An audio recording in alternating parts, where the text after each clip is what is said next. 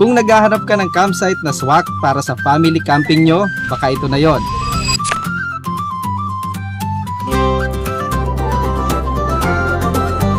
May malawak na camping grounds, malamig na weather at syempre, swimming pool na talagang mai-enjoy ng mga kids nyo.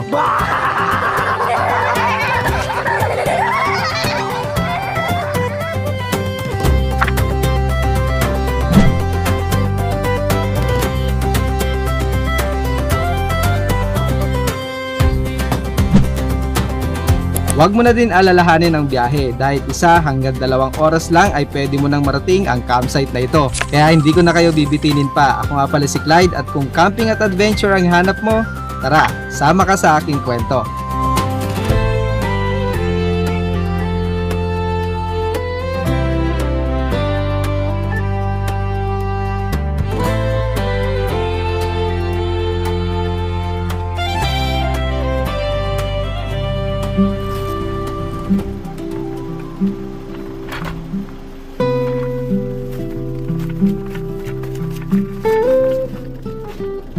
Gabi na nang marating namin ang campsite. Naglatag na kagad ako ng awning para kung sakaling umulan at nag-set up na kagad ng tent para sa aming magiging shelter.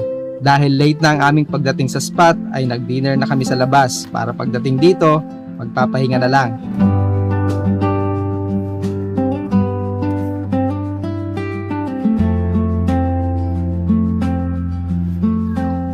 Pagkalipas ng masarap na tulog sa malamig na weather dito sa campsite na ito ang bumungad sa amin kinaumagahan.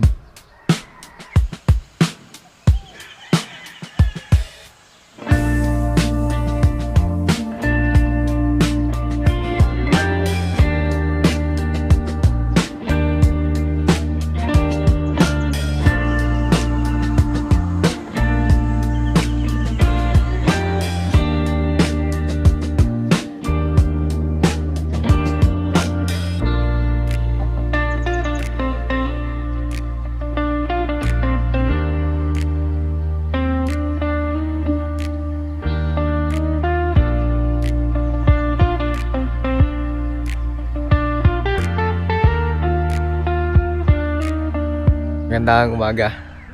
Ito yung aming naging camping spot. Ayun yung nasakyan natin. Tapos ayun yung tent, cot tent. Hindi kasi kami kasya doon sa isang tent eh. Kasi yung latag namin sa loob, cot tent, tsaka yung air mattress o yung airbed. Kasama ko kasi ngayon yung aking pamilya. At nandito kami sa isa sa paborito naming camping spot dito sa Tanay Rizal. Madaming private campsite dito sa Tanay Rizal kaya isa ito sa mga puntahan ng mga mahilig sa camping at outdoors. Bukod sa malapit ito sa Metro Manila ay napakaganda din ng weather dito, especially kapag madaling araw. Feels like the years keep rolling by, like old film fading with the light. Though every season seems to change, her memory still remains. Boxes filled with Polaroids, handwritten notes and careful lines. It started when she captured life through the viewfinder in her eyes. Ito ay sa Milagros Resort and Campsite dito sa Tanay Rizal. Ito yung camping grounds nila. Medyo malawak din. Tapos dito sa harapan, merong ilog. Pero walang direct access mula dito sa campsite. Papunta dun sa ilog. Lalabas ka dun sa pinaka kalsada. Pero meron naman silang swimming pool. Yun yung kagandahan dito. Yun yung binabalik-balikan ng mga kids ko dito sa campsite na to. Ito yung naging setup natin. Dito ako natulog dito sa cot tent. Tapos yung mga bata naman sa si Mrs. dun sa medyo malaking tent. Good for 4 person pero hindi na kami kasya kasi nakalatag yung air mattress. Tapos si Mrs. naman natulog dun sa cot bed. Pero soon magkakaroon tayo ng malaking tent para kasya na yung 2 cot bed at yung air mattress na yun. Tapos nandito yung ating sasakyan. Nilatag ko na rin yung awning para kagaya nito medyo tapat na yung araw, at least meron tayong shaded area. Ayan, dito tayo natulog. Ito yung ating naging tulugan, yung ating content ni Montana. Pero hindi ko na nilagay yung fly sheet kasi hindi naman umulan kagabi. Para press ko na rin. At sa car camping natin ito, bukod sa ating pamilya, ay meron pa tayong isang makakasama. Isang mahalagang bagay na napaka-importante para sa kagaya ko na mahilig mag-camping at mag-adventure. Isang rason kung bakit tayo nag-car camping ngayon ay dahil dito. Buksan natin. I-share ko sa inyo kung ano to. Isa ang power station sa napaka-importanting investment sa pagka-camping. Gamit natin ito para ma-charge ang ating mga devices sa mga lugar na limited ang power source, kagaya ng mga campsites. At para sa camping natin ngayon, gamit ko ang Volex P300 by All Powers. You point at a nowhere town saying, this is the road I want. Ang power station na ito ay may 256 watt-hour live PO4 battery capacity at 300 watt rated power output, kaya pwedeng gamitin para sa iba't ibang low power devices tulad ng laptop, ilaw, camera, drone, at iba pang mga essential electronics. Meron din itong 100 watts USB-C output at support sa solar charging hanggang 110 watts, kaya flexible gamitin kahit nasa labas at malayo sa regular na power source. Ang maganda pa dito, mabilis itong mag-charge gamit ang AC input at may UPS function na makakatulong para manatiling nakapower ang ilang essential devices kapag biglang nawalan ng kuryente. At dahil ito ay gumagamit ng Life PO4 battery, ito ay dinisenyo para sa mahabang cycle life at pangmatagalang paggamit. Ito yung Volex P300. Compact lang yung size niya. At bagay na bagay sa mga nagka-car camping. At meron siya ditong handle. Andito yung kanyang panel. At andito yung mga ports. Andito naman yung kanilang charging port. At yung lagayan ng solar panel.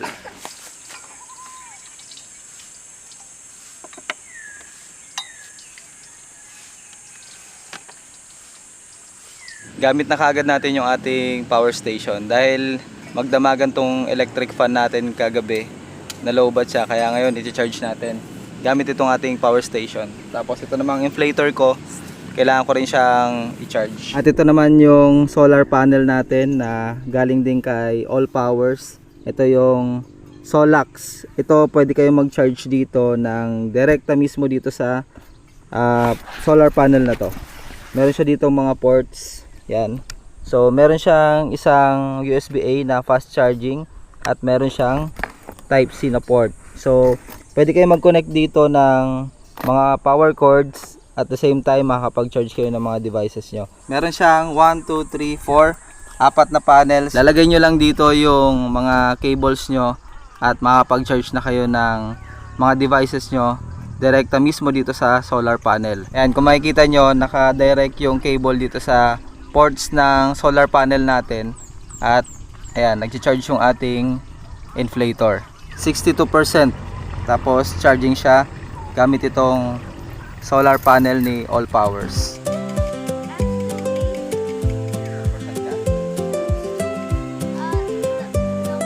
So we're going to another campsite. Why give your time to something that won't give it back? Friendly naman yan si Counting Dog. down the hours till Oh, see? I crack. It wears me thin, but I can't feel the change ahead. Call me. Like, ganun. Somewhere down dali. the track. My friends Sige pull mo. up around sundown. By night, leaving this old town. Under the sky, by the fire's glow, we carry on till the morning comes. Isa sa mga dahilan kung bakit gusto naming binabalik-balikan itong campsite na to ay dahil dito. Sige na, swim na kayo. It's cold na. Cold ba yung pool? Sige. Sige na, go, change na kayo doon, dali. Doon kay mami.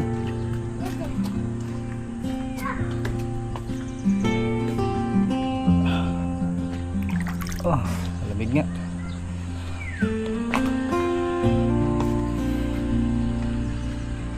Meron sila ditong dalawang swimming pool. Itong malalim at yung sa kabila naman yung pang kiddie pool. Yan yung mga water activities na pwede nyong ma-experience dito sa campsite na to. Tapos kapag lalabas kayo dito sa campsite, konting lakad lang o di kaya pwede nyo dalhin yung sasakyan nyo dun sa may Lanatin River kasi malapit lang dito. Actually nandito lang sa likuran ng campsite ito yung Lanatin River. Pwede rin kayo mag river activity kung tapos na kayong mag swimming kung gusto nyo lang naman at kung willing kayo na lumabas dito sa campsite. Medyo malayo-layo kasi kapag lalakarin.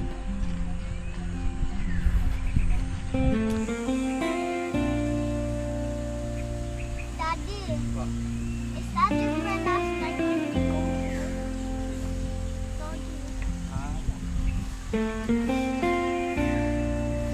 Later daw. Sigod dog naman, di ba? Ito nga pala yung naging setup natin dito sa malaking tent. Meron ako ditong isang inflatable. Ito. Nagkamali ako kasi ng bili. Dapat ang binili ko pala dito ay yung parang queen size. Ito kasi yung na-order ko.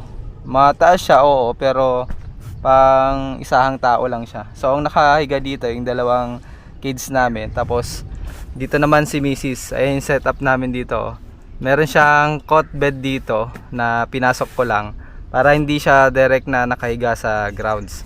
Tapos since na hindi nakasya yung isa pang cot bed, yung kasi yung plano namin kagabi, dapat dito kami lahat, pagtatabi-tabihin lang namin yung cot bed tapos itong inflatable. Pero hindi siya kasya kasi gawa ng malaki tong inflatable. Kaya sinet up ko yung aking cot tent doon. Tapos doon ako natulog kagabi. At hindi ko na nilagay yung fly sheet kasi nga gusto kong ma-experience yung presko na pakiramdam dito kasi medyo malamig ng madaling araw At sigurado ako na iinit kapag sumikat na yung araw. Yun nga, expected na rin naman yun kasi open area to. So yan yung naging setup ng tulugan namin. Itong malaking nature hike na 4-person tent, tapos sinet up ko na rin yung aking Montana na cot tent. Tapos mamayang gabi kapag natulog kami, ganun uli yung setup. So hindi pala po pwede yung ma-inflatable, dalawang cot tent.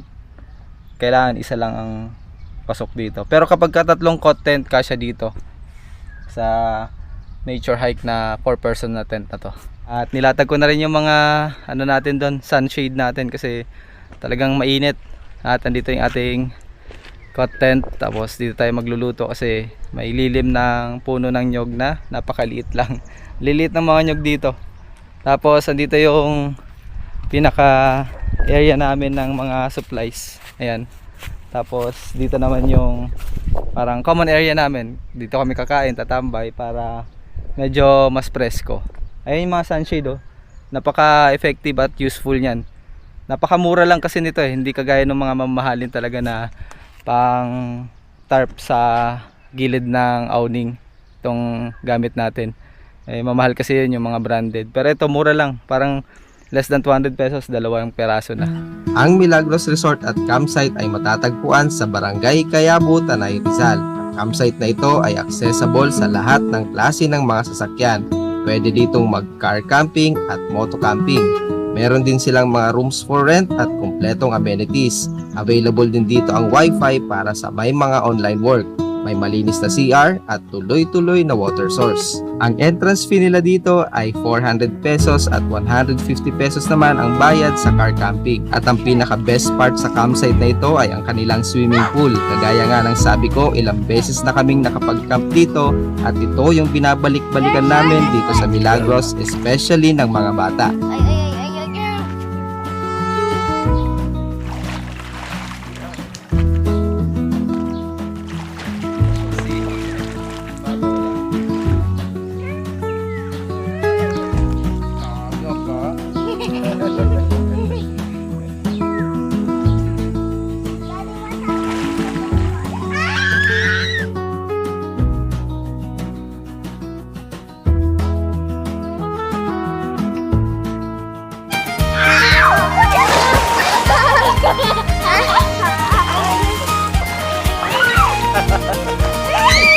Where's the t-shirt? Ate, that is a shark!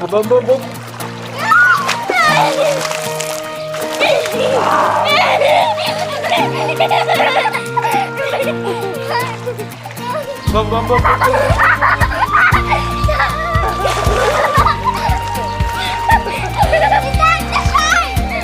Ako na si ate na ano, dadamba.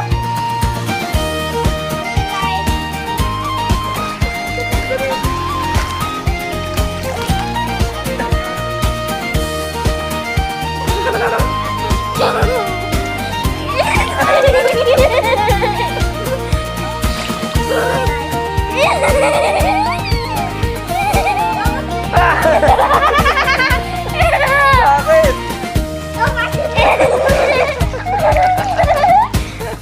Daddy's trying to cheat. You're moving kaya? No, he's trying to cheat. Okay. Like,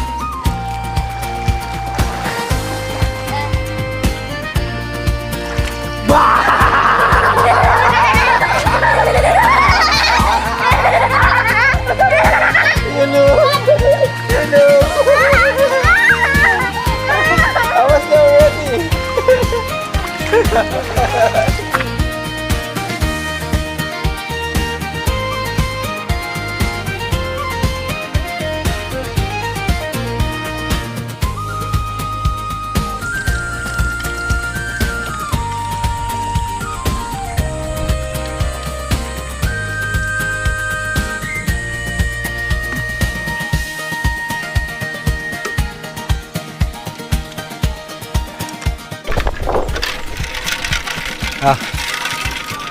Hindi matamis pero pwede na.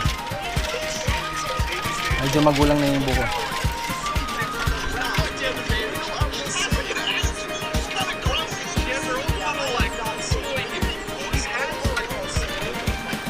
Sarap. Try, it's refreshing.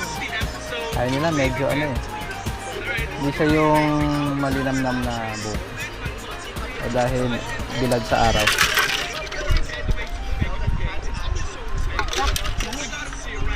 Pero pwede na. Pagkatapos makapagbabad sa swimming pool ay naghanda na ako ng magiging lunch namin. Meron naman silang mga cooking areas dito sa campsite kung sakaling kulang ang gamit nyo. Pero ako, mas gusto ko yung pakiramdam na magluto sa mismong camping spot namin. So ito yung ating menu ngayon. Pork adobo na piniprito ko muna para medyo tostado yung pagkaluto. Tapos mamaya na natin lalagyan ng toyo. Ito yung ating magiging lunch. Nakapag-swimming na kami at iniwan ko lang nag-charge tong mga gadget dito sa ating power station, dito sa ating all powers. So, na full charge na natin itong inflator at yung tablet ng chikiting ko. Tapos ngayon, malapit na ma-full charge itong ating heavy duty na electric fan. 82% na siya. Tapos ngayon, charging naman itong isang cellphone. You stand up, di ba, ate? You put the spoon there. Get the seasoning there.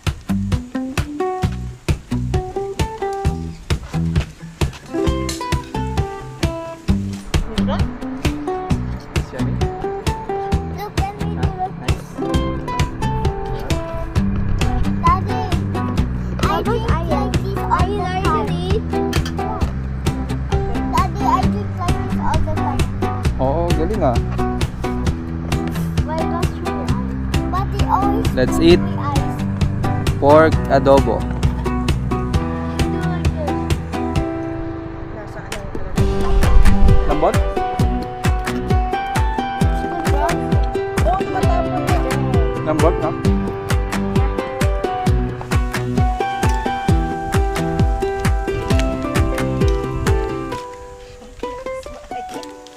Pagdating ng hapon ay maaga kaming nag-camp out para makapamasyal pa sa ibang lugar dito sa Tanay para masulit na din itong aming naging lakad.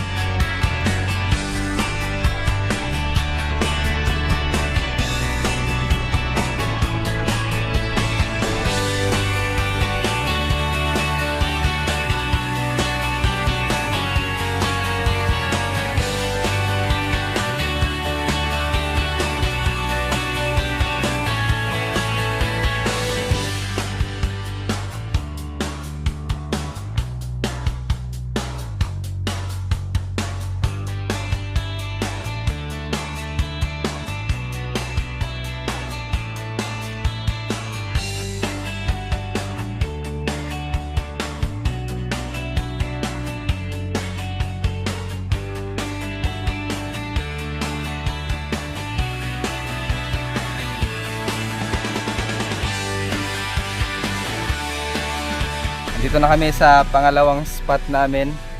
Ito yung magiging spot.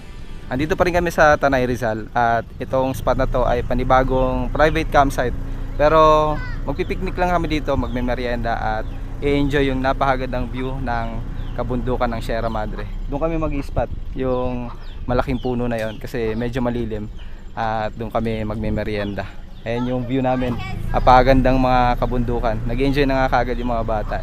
Set up lang namin yung maliit naming table para mabilis lang din i-pack up.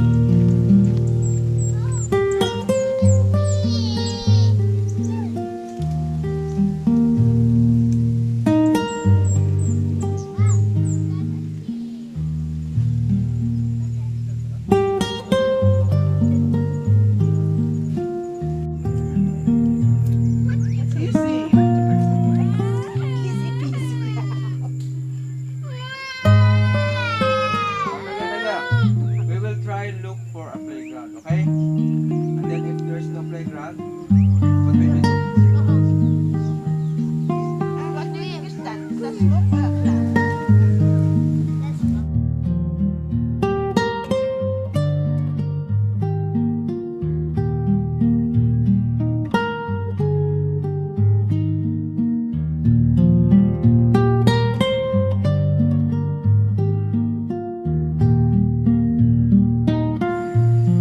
Sa dami ng isipin natin sa araw-araw, paminsan-minsan, kailangan nating mag-recharge.